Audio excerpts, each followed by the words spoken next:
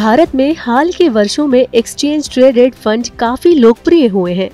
इनमें कई तरह के अनूठे प्रोडक्ट आए हैं। ऐसा ही एक प्रोडक्ट है सेंट्रल पब्लिक सेक्टर एंटरप्राइजेस यानी CPSE एक्सचेंज ट्रेडेड फंड। अब सवाल उठता है कि इस फंड में किस तरह के निवेशकों को निवेश करना चाहिए और इनमें निवेश कितना फायदेमंद है। सबसे पहले तो ये जानते हैं कि CPSE ETF क्या है। CPSE ETF thematic fund category में आता है। Thematic fund equity mutual funds की कैटेगरी में आते हैं और आमतौर पर किसी एक थीम के शेयरों में निवेश करते हैं। इनमें शॉर्ट टर्म में बेहतरीन रिटर्न मिलता है, लेकिन CPSE ETF के अपने कई जोखिम भी हैं। उदाहरण के लिए CPSE ETF आमतौर पर कुछ टॉप रेटिंग वाली सेंट्रल पब्लिक एंटरप्राइजेस यानी केंद्र सरकार की सरकारी कंपनियों के शेयरों में निवेश करती है। ऐसी कुछ बड़ी कंपनियों में oil India, NTPC, Bharat electronics, power grid corporation, coal India और कोचिन शिपयार्ड शामिल हैं। ये fund Nippon India asset management company के द्वारा मैनेज किया जाता है।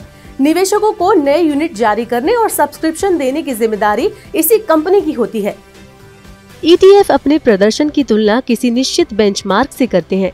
इस फंड की बात करें तो CPSE ETF अपने प्रदर्शन की तुलना Nifty CPSE total return index से करता है। अब आपको बताते हैं कि CPSE ETF का प्रदर्शन कैसा रहा है। वैल्यू रिसर्च के मुताबिक पिछले एक साल में CPSE एक्सचेंज ट्रेडेड फंड ने इस कैटेगरी के अन्य फंड की तुलना में बहुत ही अच्छा रिटर्न दिया है। CPSE ETF ने पिछले एक साल, 3 साल और 5 साल में क्रमशः 34%, 14% और 5% का रिटर्न दिया है। अब सवाल उठता है कि क्या CPSE ETF में निवेश करना चाहिए।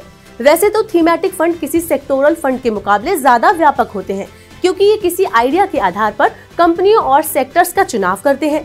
उदाहरण के लिए अगर कोई इंफ्रास्ट्रक्चर थीम वाला फंड है तो वह सीमेंट, पावर, स्टील जैसे कई सेक्टर में निवेश करता है। लेकिन एक्सपर्ट्स इस फंड को लेकर बहुत उत्साहजनक राय नहीं रखते हैं।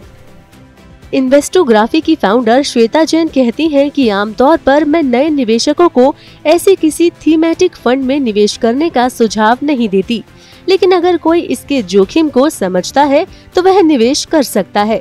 मेरी सलाह ये है कि ऐसे निवेशक SIP के जरिए इस तरह का निवेश करें और कम से कम 5 साल के लिए करें। असल में एसेट क्लास के रूप में देखें तो इस तरह के फंड में ज्यादा डाइवर्सिफिकेशन नहीं है।